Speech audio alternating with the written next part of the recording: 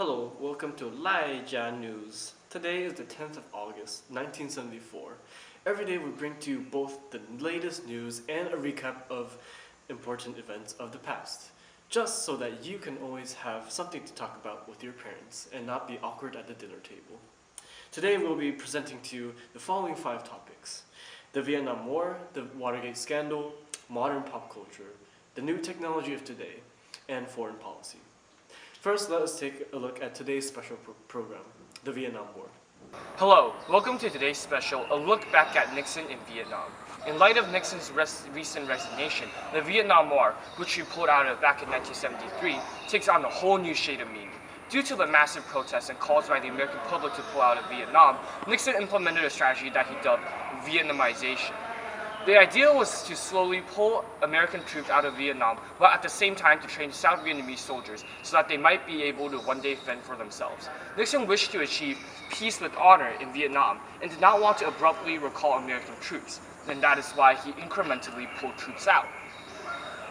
Even though he promised that he would slowly recall American troops, he still bombed Cambodia, a neutral country, in 1970.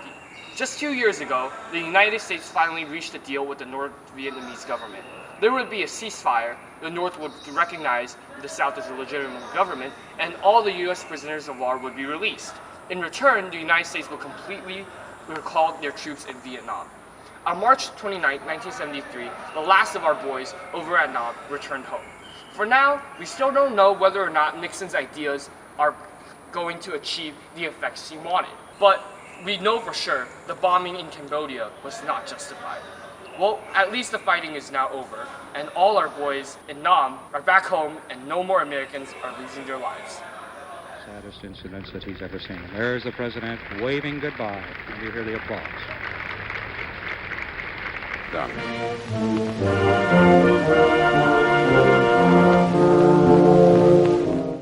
Now, as you can tell, Nixon has somewhat benefited us, but also wronged us in the Vietnam War. But this wasn't the worst to come. Now, let us take a look at what caused Nixon to resign yesterday from his presidency. This report comes straight from Wesley Yang, our White House correspondent. Hi, greetings. It is your White House correspondent here. President Nixon has just resigned from the White House office. This isn't surprising considering the fact that he was facing almost certain impeachment from the Watergate scandal.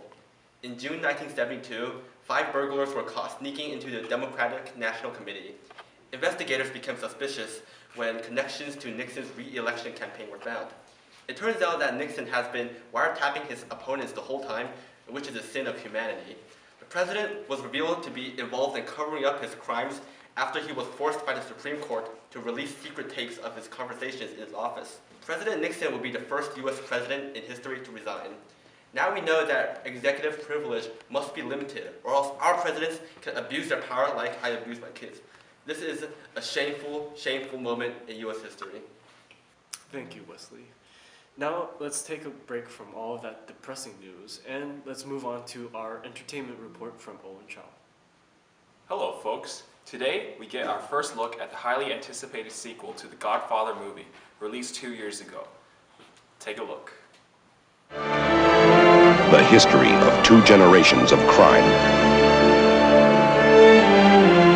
The drama of absolute power and the men who violate it. The Godfather, Part 2.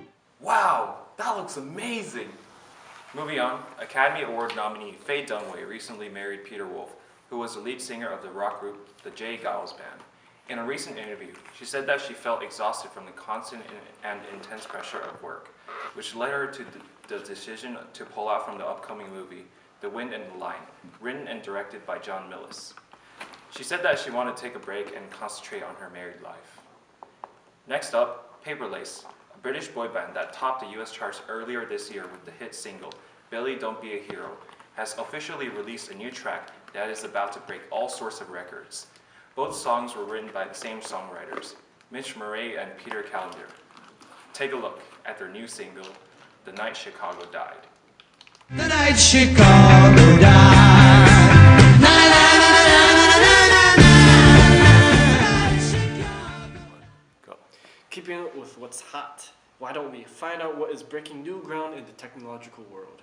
From computer science professor Yao Cheng, here is a special segment, Tech Machina. Hello and good morning. Recently, a new type of programming language known as C and Fortran 66 has been created. People have been wondering how it will be put to use. Although people see potential in both the languages, since its release has been so recent, nothing special were created from these languages. Speaking about use of programming languages, recently the first ever video game has been released.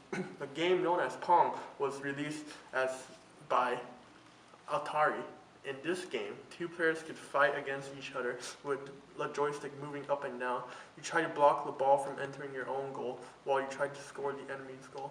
Although we don't see how this beats real-life sports such as soccer, many people have been trying it out. On other news, Bob McAfee, who invented the Ethernet, has just released the first model. Ethernet is used to connect two computers over a short distance, which will ease data transfer between computers. Thank you, Dr. Yao.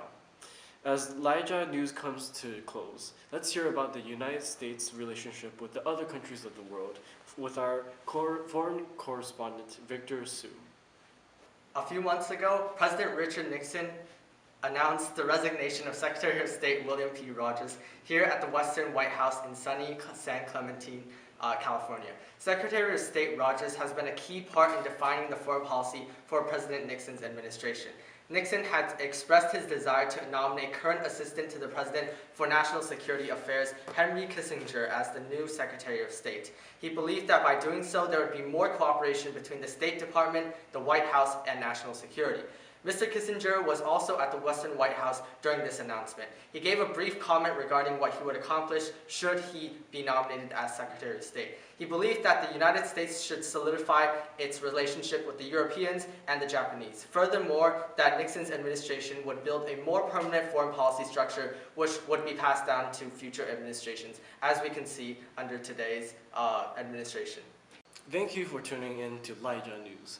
And just to sum up everything you just saw earlier, we covered Nixon's plan for Vietnamization during the Vietnam War, Nixon's affiliation to the Watergate scandal and how that led to his resignation, more gossip and exciting upcoming films as of late, the latest advancements in coding in the Ethernet, and the updated foreign policies of the United States.